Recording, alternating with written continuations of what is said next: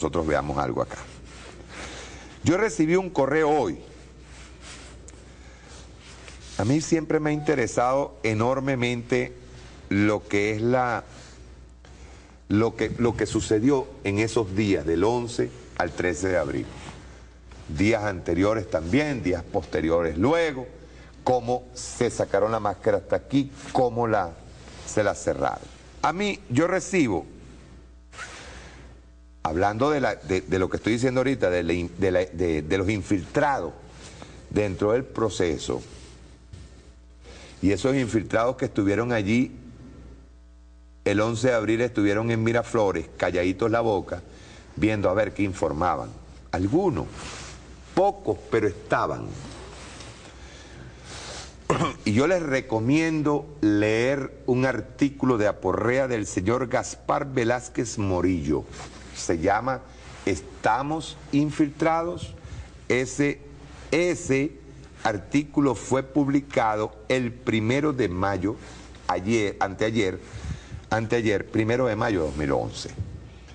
Dice, un nuevo tema que no es tan nuevo está sobre la mesa y debe ser incluido de inmediato en la agenda política, ideológica, así como organizativa del movimiento revolucionario bolivariano a nivel nacional, que en cuestión es la infiltración por parte de los enemigos de clase y de los carteles imperialistas al movimiento revolucionario venezolano, a las instituciones del Estado, al gobierno y al propio movimiento popular afecto al proyecto socialista bolivariano. Y les voy a explicar algo. Hoy mismo, todavía los puristas siguen atacando al presidente Chávez. Después que el presidente Chávez, repito, hace lo que nadie hace en este país, que es responsabilizarse por sus acciones.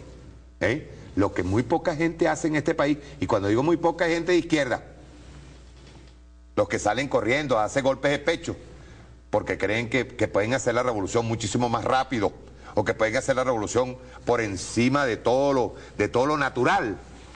¿Ven? Hoy siguieron atacando, sobre todo en Aporrea. ¿Ven? Dice, esto no es nuevo en Venezuela. Gracias a la infiltración, a la delación, a la traición, a las confesiones obtenidas con la tortura o el asesinato político, por la verticalidad ética de los revolucionarios y revolucionarias, son oscuras nubes en el camino luminoso de la revolución en Venezuela.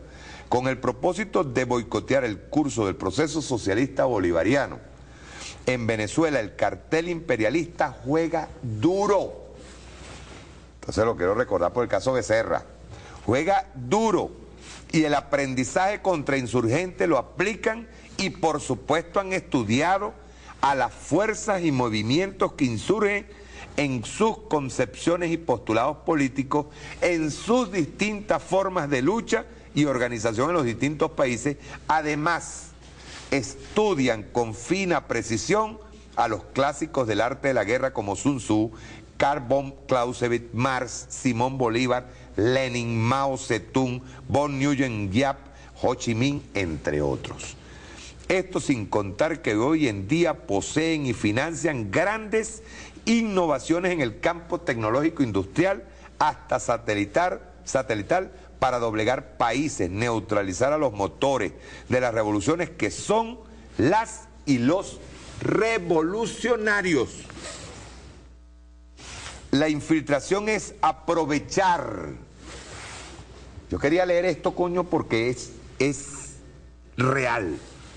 Aprovechar las fisuras para acabar desde adentro a los espacios revolucionarios. El cartel imperial estudia la propia razón que les da la vida al movimiento revolucionario y popular, y todo a través de agentes dobles o de agentes infiltrados, desclasados, resentidos, frustrados, irrealizados, o de los que aparentan tener más conciencia, pero que utilizan su ascenso o su ubicación dentro de la estructura para satisfacer intereses grupales o personales. Sí, señor, estoy totalmente de acuerdo con lo que me dice aquí. No son puristas, son antichavistas agazapados en postura de falso radicalismo.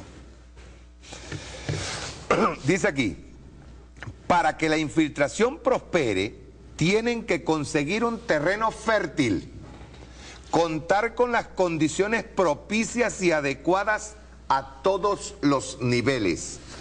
La infiltración precisa y estimula las vulnerabilidades ideológicas de las y los cuadros, de las organizaciones y de los partidos. Ganan adeptos y adeptas, aprovechan las confusiones, tarifan conciencias, exaltan egos, alimentan y nutren miserias humanas, propicia el chisme, la descalificación, la competencia desleal, envilece sentimientos, privilegia el yo individual por encima del yo colectivo, extreman hasta el delirium la lucha fratricida. Quienes alientan la infiltración ganan cuadros, las y los confunden, propalan la desesperanza donde antes había signo de unión y como contraprestación promueven fama elaborada en los laboratorios de guerra psicológica para quienes colaboren y así ensalzarle a quienes se dejen seducir un camino garantizado hacia la fama, el dinero y la gloria, que son narcóticos del ego, del personalismo y del yoísmo. Con sus particularidades, veamos las recientes experiencias en el intento consumación de golpes de Estado en Ecuador, Bolivia, Honduras, Venezuela, entre otros. La ecuación contrarrevolucionaria la instrumentaron desde adentro con articulaciones hacia afuera o viceversa. Todos son países del ALBA. ¿Es casualidad? Con una visión retrospectiva, el movimiento bolivariano, liderado por el comandante Chávez, fue delatado, lo que precipitó que la insurrección cívico-militar fuera el 4 de febrero de 1992. Un miembro del movimiento bolivariano, a la posterior gobernador, era el encargado de ejecutar el asesinato del comandante Chávez para frustrar el avance del movimiento insurgente antes que se desencadenaran las acciones del movimiento revolucionario 200. Pero al fracasar sus intentos, optó por plegarse hasta conseguir el momento propicio, pero que a la larga, por sus posiciones contrarrevolucionarias, fue desplazado y centrifugado por la fuerza de la historia y del pueblo. Sin caer en la paranoia, debemos ser cautos, aplicar e instrumentar la inteligencia y la contrainteligencia social, con la filigrana del caso, pero no envilecerla. No replicar lo que sucede en países de democracias militarizadas, donde el terrorismo de Estado, con su mascarada democrática, llega al extremo de lanzar el pueblo contra el pueblo, porque hasta para quitarse de encima un enemigo personal, basta acusarlo de ser de la guerrilla o colaborador para que el terrorismo de Estado acometa los asesinatos hasta en masa. Acá debemos precisar el por qué una persona es escuálida, o está confundida, o es un agente del cartel imperialista. No actuar a la loca, o tan solo por saña antipersonal o antipatía. Esa conducta irreflexiva también es contrarrevolucionaria. Lo que estamos viendo en los países árabes es un buen retrato que la infiltración fue hasta en las propias estructuras de dirección política y hasta en la esfera militar. Cualquier parecido con el golpe de Carmona, gestado por ADECO, PEI, Primero Justicia y Fedecámara, no es simple coincidencia.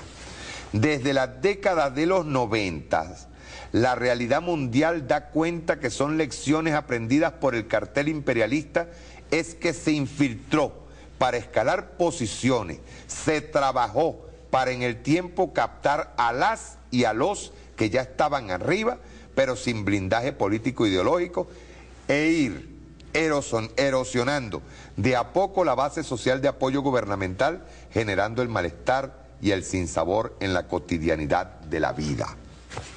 Sobre las causas inducidas del desplome del campo socialista hay mucha tela que cortar y no se ha dicho todo. Aprendamos de Cuba revolucionaria.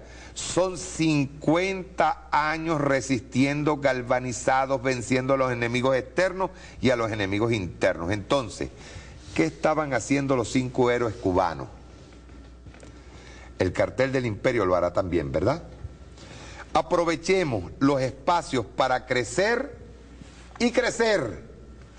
El pueblo requiere y exige la democratización de los espacios institucionales y darle cauce al debate político ideológico.